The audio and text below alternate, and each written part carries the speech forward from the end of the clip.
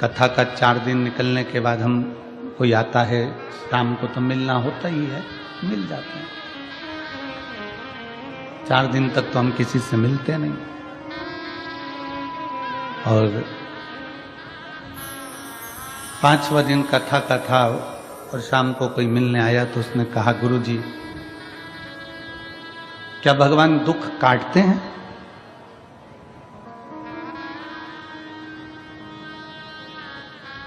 गुरुदेव क्या भगवान दुख काटते हैं? आप इसका उत्तर देंगे? हमने कहा नहीं, भगवान दुख काटते होते तो भगवान दुख देते ही काहे को? भगवान दुख नहीं काटता। गुरुदेव आप तो कहते हो कि भगवान तकलीफें मिटाता है, भगवान समस्या समाप्त करता है, दुख समाप्त करता है, क्या भगवान दुख काटते हैं? हमने कहा अगर भगवान दुख काटता तो भगवान दुख देता ही काहे को? भगवान दुख नहीं काटते। शिव महापुराण की कथा कहती है भगवान का नाम और हमारा अच्छा कर्म दुख को काट देता है।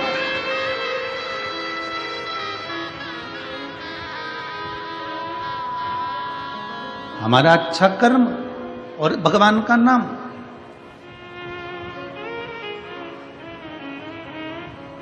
आज दुनिया के लोगों को मालूम नहीं पड़ रहा कि ये संसार के लोगों का इतना इतना दुख कैसे कट रहा है। जिस बीमारी में एक बच्चा पांव से लेकर सिर तक पूरा की पूरा बेकार होता चले जाता है, आखिरी में उसका शरीर काम करना बंद कर देता है और शरीर छूट जाता है, वो बच्चा भी कैसे ठीक हो जाता है।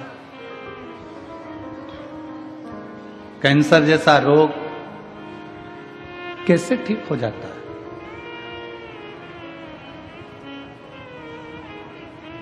दुनिया के लोग कहते हैं कि दुख याद रखना आपका जपा हुआ नाम, आपका भजा हुआ स्मरण।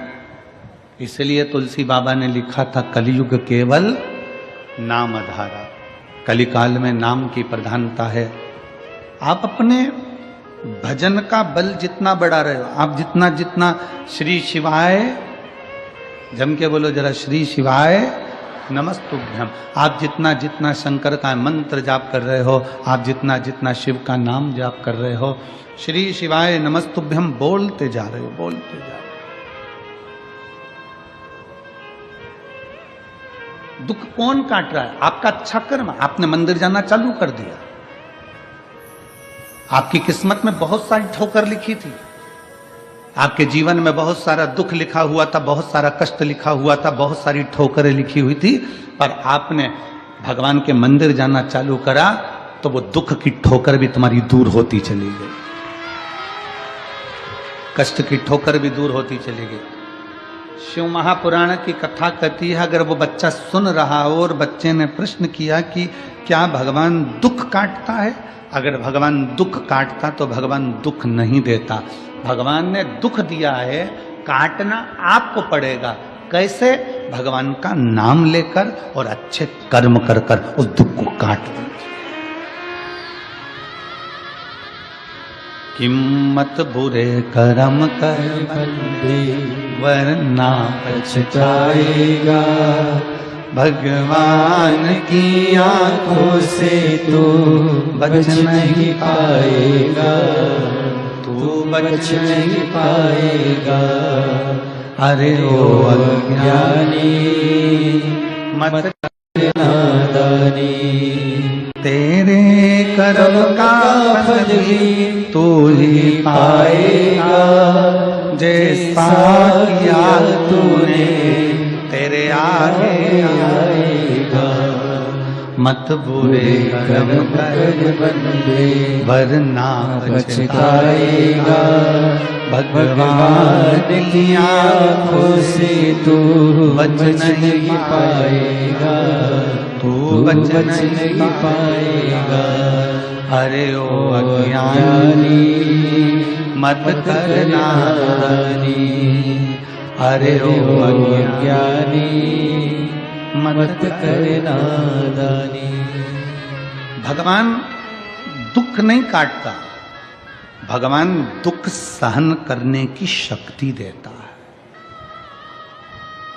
भगवान दुख सहन करने का बल देता है। फिर किसी ने प्रश्न किया, गुरुजी जब ऊपर जाते हैं मरकर 84 लाख योनियां मिली हैं, सारी योनियों में ऊपर गए मर मर कर, भगवान ने ऊपर जाकर अपने को, हमने सुना है कि गरुड़ पुराण में लिखा है कि ऊपर जाने के बाद बेतरनी में गिरो, नरक में पड़ो, खोलते तेल में उकाला, त्रिशूल से मारा, चाकुओं से काटा, सब कुछ हुआ। तो जब ऊपर ही इतना भुगता देते हैं तो फिर नीचे काहे को भुगताते हैं? बोलो सही है कि गलत है? अरे जम के तो बोलो रे, सही है। जब ऊपर खोलते तेल में, गरुड़ पुराण में सुना है कि नहीं सुना? तुम लोगों ने सुना है ना? खोलते तेल में डाल दिया, त्रिशूल से मार दिया, अग्नि में जला दिया और इतना नोच आ गया, शरीर जीव रोने लगा। जब ऊपर इतना भुगताया तो फिर नीचे काहे को भुगताता? हे गुरुजी, जब ऊपर इतना कष्ट मिला है जीवात्मा को तो फिर नीचे जीवात्मा को कष्ट क्यों मिलता है? हमारा कहना केवल इतना सा है कि जब हॉस्पिटल में भर्ती रहते हो तो वहां तो दवाई खाना पड़ती है, इंजेक्शन लेना पड़ता है, दवाइयां पीना पड़ती है, सब कुछ हॉस्पिटल में होता है। ये समझ लो कि ऊपर हॉस्पिटल है जिसमें जीवात्मा का इलाज हुआ। इलाज होने के बाद जब वो घर जाता है ना तो वहां भी थोड़ी ना थोड़ी टेबलेट बांध के दे दी जाती है। समझ में आ रही है ना कथा? वो हॉस्पिटल है जहां हम भोग कर आए, और भोग कर आने के बाद वहां के डॉक्टर ने, धर्मराज ने, यमराज ने थोड़ी बहुत टेबलेट बांध कर दे दी कि अब ये नीचे जाएगा तो सुबह शाम ये दवाई मिलती रहेगी, मतलब कहीं ना कहीं दुख प्राप्त होता रहेगा। तो बस उसी तरह डॉक्टर ने कह दिया घर जाकर ये दवाई लेना पड़ेगी, तो डॉक्टर से कहो डॉक्टर साहब मैंने हॉस्पिटल में इतनी दवाई खा ली, अब घर की क्यों दे रहे हो? नहीं, घर का डोज तो देना पड़ेगा, घर पे जाओगे तो ये दवाई तो लेना पड़ेगी, ऐसा तो करना पड़ेगा। उसी तरह जीवात्मा ने कहा जब हम इतना ऊपर भुगत लिए, हमें खोलते तेल में डाल दिया, अग्नि में पटक दिया, पानी में पटक दिया, हमें नोच नोच के खा गए, ऊपर हमें नरक में इतना भुगताया गया, अब नीचे क्यों भुगता रहे हो? तो भगवान ने कहा चिंता मत कर, हॉस्पिटल से छुट्टी करी है तो घर की टेबलेट देकर भेजा है, थोड़ा तो नीचे जाकर भी भोगना पड़ेगा। थोड़ी बहुत दवाई यहाँ की भी मिली है तो वो हम भोग रहे हैं। कहीं बच्चे तकलीफ दे रहे हैं, कहीं बेटियां तकलीफ दे रही हैं, कहीं पति पर, कहीं पत्नी, कहीं परिवार, कहीं नाते, कहीं कुटुंब, कहीं कबीला, ये तकलीफ देते फिर रहा है। थोड़ा थोड़ा तकलीफ हमें मिल रहा है। समझ लेना कि ये टेबलेट हमें लिख कर दी है, इसको हमें खाना पड़ेगा, चाहे तुम पानी से खा लो, चाहे तुम दूध से खा लो, चाहे मुंह सड़ा कर खा लो, चाहे प्रसन्न होकर खा लो। उसी तरह संसार में आए हो तो ये दुख जो मिल रहे हैं इसको चाहे तुम प्रसन्नता से निकाल दो, चाहे रो रो के निकाल दो, ये तुम्हारे ऊपर निर्भर है। दवाई तो खाना पड़ेगी। बस इतना याद रखो कि भगवान का नाम जितना लोगे, जितना नाम का उच्चारण करोगे, जितना जितना नाम का स्मरण करोगे, श्री शिवाय नमस्तुभ्यम। दुनिया के लोगों ने पूछा आखिर इस मंत्र में ऐसा क्या है, इस मंत्र में क्या है ऐसा? तो जप कर देखिए। जब से दुनिया के लोगों ने श्री शिवाय नमस्तुभ्यम जपना प्रारंभ करा, कोरोना महामारी के बाद जब भगवान शंकर के नाम का उच्चारण करना प्रारंभ करा, उसके बाद मनुष्य की दशा और मनुष्य की दिशा दोनों सुधरना प्रारंभ हो गई। मनुष्य का जीवन संवरना प्रारंभ हो गया, मनुष्य का जीवन संवरना प्रारंभ हो गया।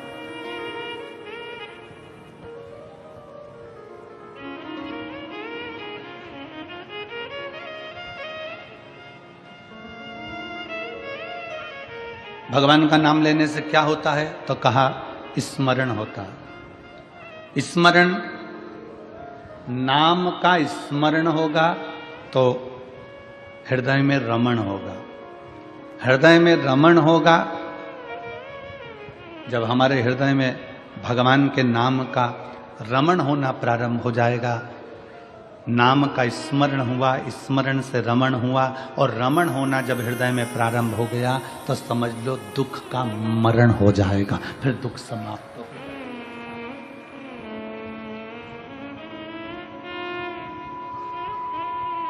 फिर दुख समाप्त होगा। दुख का मरण ही परमात्मा के नाम का स्मरण है।